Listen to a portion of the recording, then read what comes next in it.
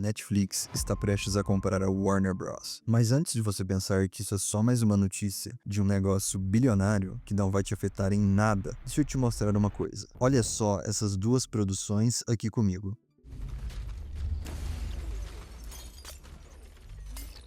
Esse filme é A Origem, de Christopher Nolan, 2010. Olha a fotografia, a profundidade de campo, as sombras, a textura da imagem. Cada frame foi pensado para ser visto numa tela gigante. É cinema no sentido mais puro da palavra. Agora vamos dar uma olhada em Não Olhe Pra Cima, uma produção da Netflix de 2021. Repara como tudo é plano, a iluminação é artificial demais, não tem um peso visual. Parece um filme caro, mas não tem aquele aspecto de cinema. E olha, eu não estou analisando qual filme é melhor. É sobre como eles foram feitos com objetivos diferentes. Um nasceu para o cinema e o outro nasceu para ser conteúdo. E aqui está o problema. Essas duas coisas podem se tornar uma coisa só. Nesse vídeo eu não vou abordar apenas uma notícia. Eu vou te explicar porque a Warner está sendo vendida, a diferença entre cinema e conteúdo, como funciona o tal do visual Netflix, que você já percebeu, mas não sabe explicar, e o que isso significa para o futuro do cinema. E se você acha que isso não é um problema, fica comigo até o final, porque eu vou te provar que é.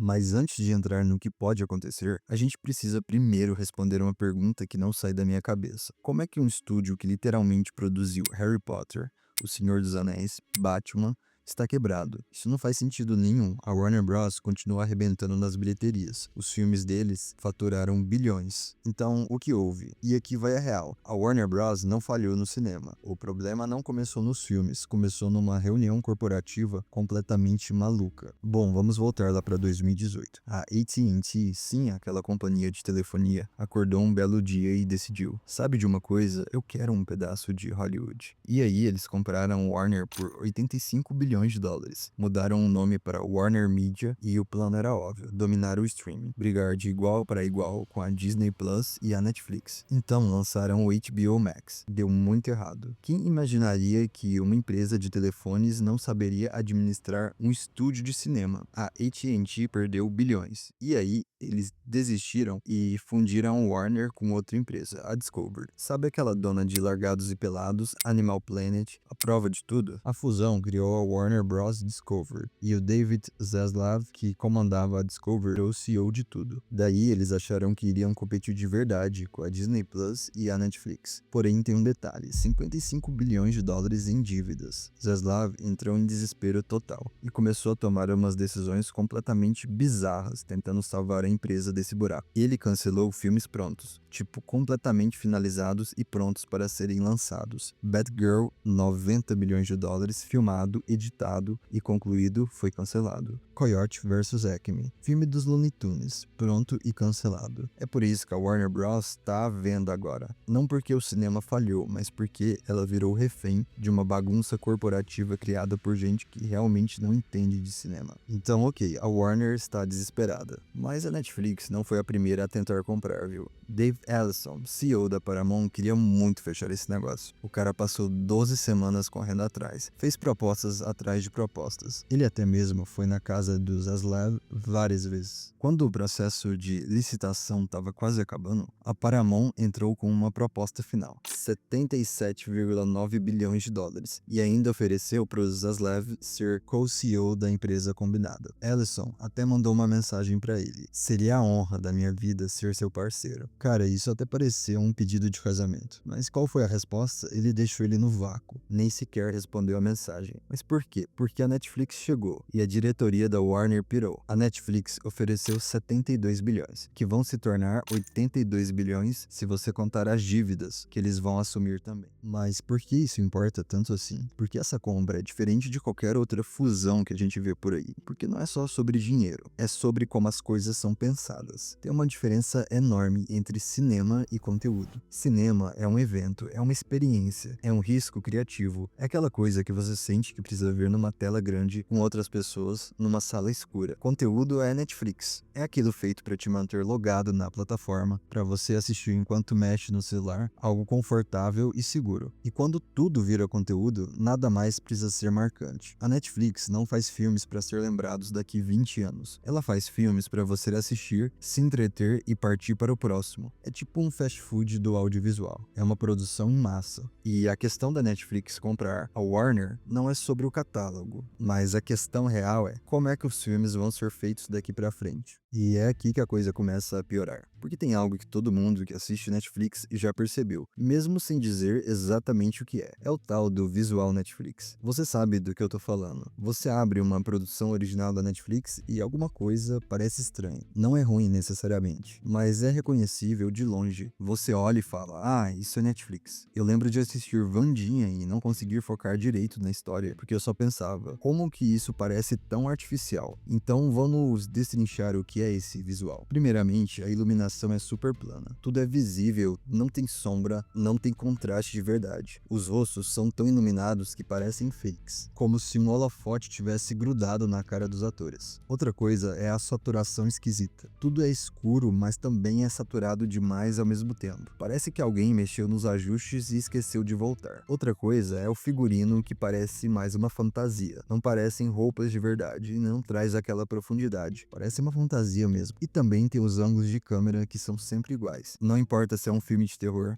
ação, drama ou comédia. A câmera sempre usa os mesmos enquadramentos. Esse visual quebra aquela vibe cinematográfica que a gente conhece bem. Mas por que isso acontece? Primeiro, a Netflix é uma empresa de tecnologia que está fingindo ser um estúdio. Por anos, eles só deixavam as produções usarem 2 modelos de câmera, se quisessem ter o selo de original Netflix. Agora, eles abriram um pouquinho mais a variedade, mas continua sendo basicamente todo mundo filmando com as mesmas câmeras, com as mesmas configurações e com o mesmo processo de pós-produção. Não sobra nenhum espaço para criatividade. É tudo padronizado. Segundo, a obsessão deles com 4K. Parece legal no papel, mas o streaming não aguenta esses arquivos gigantes. Então a Netflix comprime tudo. E quando você comprime uma imagem em alta resolução, tudo fica artificial demais. Você consegue ver a peruca do ator, consegue perceber que o cenário é falso e perde totalmente aquela imersão. Enquanto os estúdios tradicionais investem pesado em locações reais, cenários detalhados e efeitos práticos para parecerem mais reais, a Netflix gasta metade do orçamento dela pagando atores famosos. Olha o exemplo de Alerta Vermelho, orçamento de 200 milhões de dólares, metade disso foi só para pagar Ryan Reynolds, Gal Gadot e Dwayne Johnson. O resto sobrou migalha para fazer o filme parecer bom de verdade. E é aqui que tem uma informação que muita gente não sabe. A Netflix não tem um depósito de cenário. Quando a produção acaba, todo o cenário construído ou é vendido em um leilão ou é destruído. Enquanto isso, estúdios grandes tipo a Paramount têm depósitos gigantes, com cenários e peças dos últimos 25 anos. Um designer de produção pode pegar elementos de projetos antigos, reaproveitar e adaptar. Isso economiza muito mais dinheiro que pode ser usado para outras coisas.